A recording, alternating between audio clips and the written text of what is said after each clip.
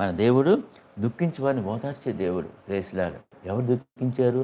బైబిల్‌లో ఒక్క స్త్రీ గురించి నేను చెప్తాను. హన్న బహు దుఃఖపడిందంట. తన వైరి పెనిన్న ద్వారా దుఃఖపడి, ఎందుకంటే ఎన్నో తనకి మీద నిందలు అవమానించింది హన్నాని, ఎవరు? పెనిన్న.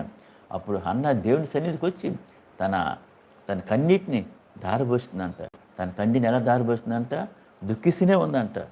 అలాగే భక్తుడైన దావీదు కూడా దుఃఖించినప్పుడు తన కన్నీరుతో దుప్పటి కొట్టుకుపోయిందంట. ప్రేసిలారు. అంతే, అలా ఏడ్చాడంట పశ్చాత్తాపంతో.